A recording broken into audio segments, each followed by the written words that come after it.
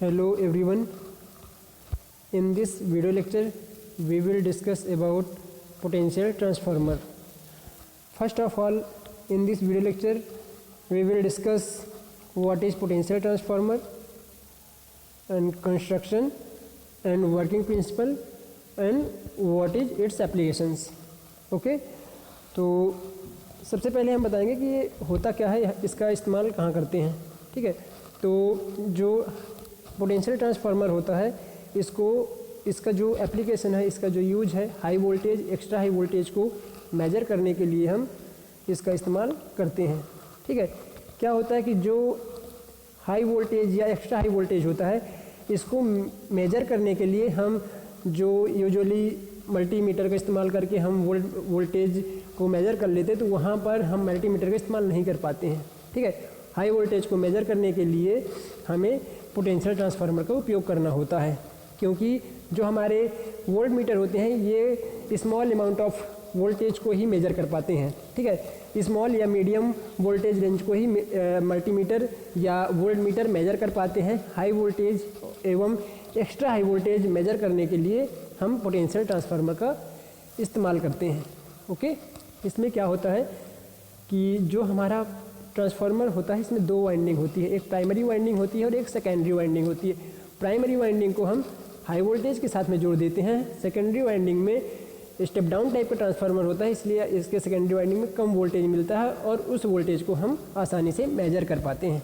ठीक है, हम देखेंगे ये किस प्रकार से डिज़ाइन किया जाता है. ठीक है, तो यहाँ पर आपको सबसे पहले बता दें कि ये होता क्या है. तो देखिए, ये potential transformer theory is just like theory of general purpose step down transformer. ठीक है, पोटेंशियल ट्रांसफार्मर की theory general purpose step down transformer की तरह ही होती है. जिस तरह से हमारे जो जनरल ट्रांसफार्मर होते हैं, स्टेप डाउन टाइप के ट्रांसफार्मर होते हैं, कुछ उसी प्रकार से होती है.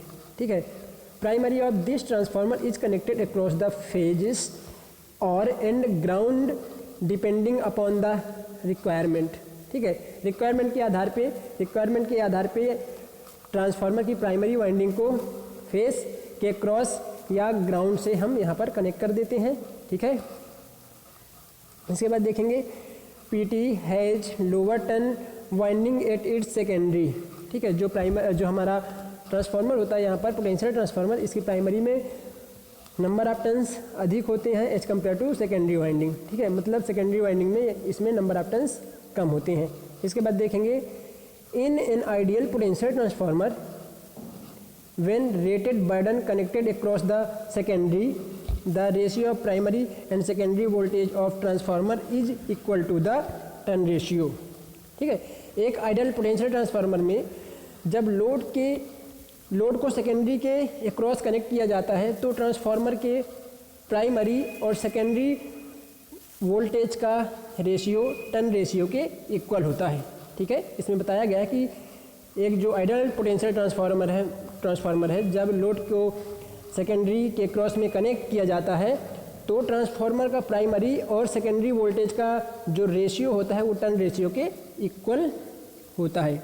ठीक है, ओके. इसके बाद में देखेंगे, यहाँ आप देखिए, but in actual transformer there must be an error in the voltage ratio of as well as in the phase angle between primary and secondary voltage.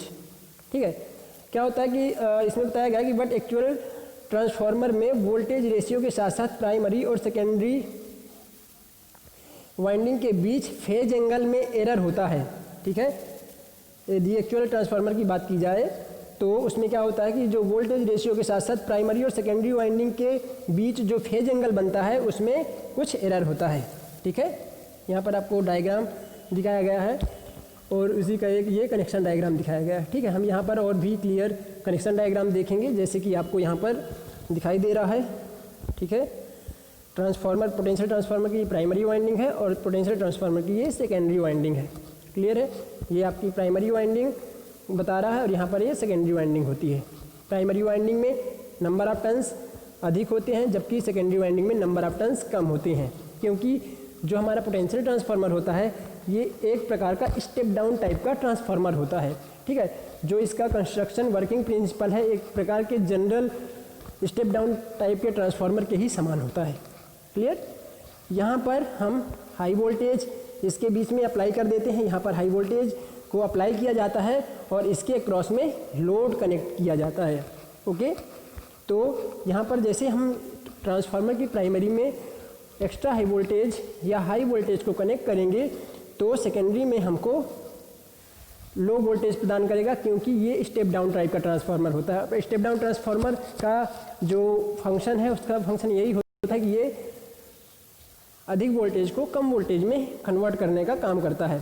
तो ये लगभग 110 वोल्ट के आसपास सेकेंडरी में हमको प्रोवाइड करता है और इस सेकेंडरी के वोल्टेज को हम आसानी से वोल्ट मीटर का यूज करके मेजर कर सकते हैं।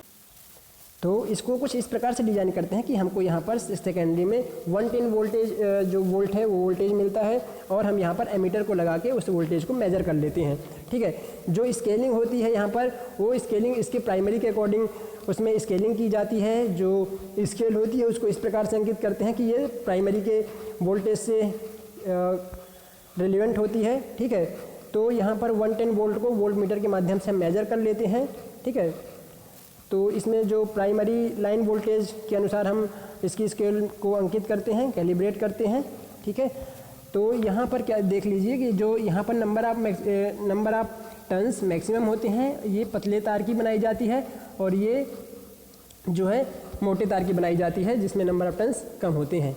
ठीक है, इसके बाद देखते हैं टाइप्स ऑफ पोटेंशियल ट्रांसफार्मर। ठीक है, तो बेसिकली जो पोटेंशियल ट्रांसफार्मर होते हैं ये दो टाइप के होते हैं। ठीक है, इलेक्ट्रो मैकेनिकल पोटेंशियल ट्रांसफार्मर और दूसरा होता है कैपेसिटर पोटेंशियल ट्रांसफार्मर। ठीक है, जो मैकेनिकल ट्रांसफार्मर पोटेंशियल ट्रांसफार्मर होते हैं वो similar to a power transformer and may not be economical above 132 kV।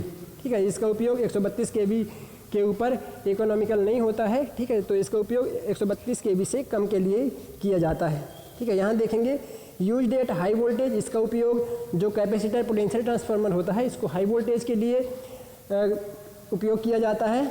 और सेकंड देखेंगे main difference is that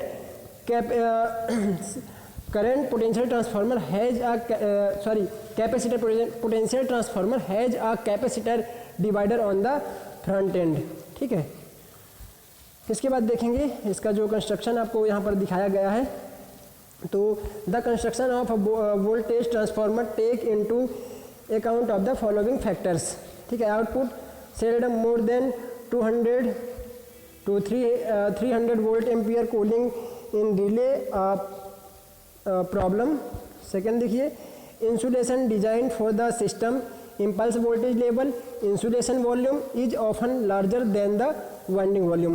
Okay, and third mechanical design not usually necessary to withstand short circuit current, must be small to fit the space available within switch gear.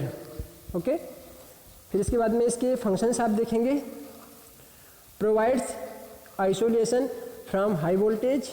Okay, फिर देखेंगे must operate in the linear region to prevent accuracy from do not over specific voltage. ठीक है, इसके बाद देखेंगे must be capable of driving the burden specified by relay manufacturer protection class VT will.